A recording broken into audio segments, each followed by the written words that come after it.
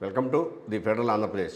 ఆంధ్రప్రదేశ్లో విద్యా వ్యవస్థ ఇప్పటికే వ్యాపారం అయిపోయిందని చెప్పేసి చాలామంది చెప్పుకుంటున్నారు. మనం చూస్తున్నాం, అది నిజం కూడా. అయితే ప్రభుత్వం ఒక అడుగు ముందుకేసింది. ఏం చెప్తోంది? చందాలు ఇవ్వండి, మేము స్కూళ్ళు బాగా చేస్తామని చెప్తోంది. గత ప్రభుత్వము చందాలు తీసుకోలేదు, ఎవరైనా ఇస్తే తీసుకున్నారు. బాగానే నాడు నేడు అనే కార్యక్రమం కింద స్కూల్స్ అన్ని ఇన్ఫ్రాస్ట్రక్చర్ పరంగా బ్రహ్మాండంగా డెవలప్ చేసింది. ఈ ప్రభుత్వం వచ్చిన తర్వాత కూడా మనబడి మన భవిష్యత్తు అనే పేరుతోటి కార్యక్రమాన్ని చేపట్టింది. స్కూళ్ళు బాగా చేసే కార్యక్రమం మొదలుపెట్టింది.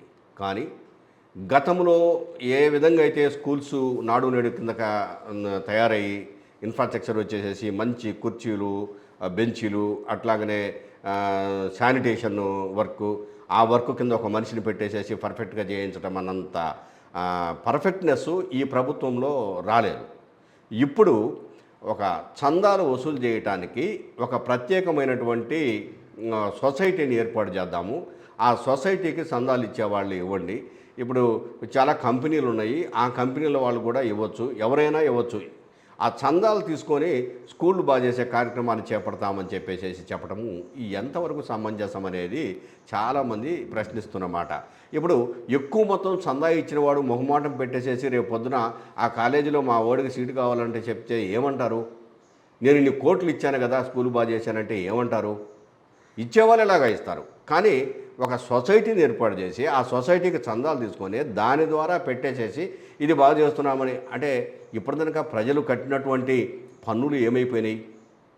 ఈ రాష్ట్ర బడ్జెట్కు వచ్చేదే ప్రజలు ఇచ్చినటువంటి పన్నులు. ఆ పన్నుల డబ్బులు ఏమైపోయినాయి? అంటే ఇప్పుడు మొత్తం జీతాలకే పోతున్నాయని చెప్పేసి ఇటీవల కాలంలో ముఖ్యమంత్రి గారు అన్నారు.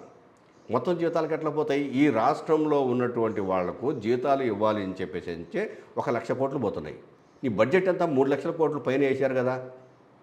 1,00,000 కోట్లు జీతాలకు పోతే మరి ఇప్పుడు ఇంకా 2,00,000 కోట్లు ఉంటాయి కదా. ఇన్ఫ్రాస్ట్రక్చర్కి మీరు దేని ఖర్చు పెడుతున్నారో చూపించాలి కదా. ఆ లెక్కలను చూపించేసేసి ఇదిగో దీనికి ఖర్చు అయిపోతున్నాయంటే బాగానే ఉంటుంది. వచ్చే పన్నులు ఉద్యోగుల జీతాలకే ఖర్చు అయిపోతున్నాయంటే ఇంతకంటే ఆశ్చర్యం ఇంకా వేరేది ఏముంటుంది?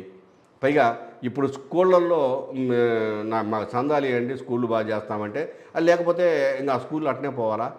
అదే దౌర్భాగ్యంగా తయారు కావాలా? అట్నే ఉండాలా? అంటే ఇప్పుడు చందాల కోసం సొసైటీని పెడుతున్నారంటే డబ్బులు ఇవ్వరే కదా, మేము చేయలేమనే కదా దీని అర్థం. ఇట్లా చాలామంది మేధావులు కూడా దీని మీద చర్చ తీసుకొస్తున్నారు. ఇప్పటికే విద్యావిద్యలు 2 వ్యాపారం అయిపోయినాయి.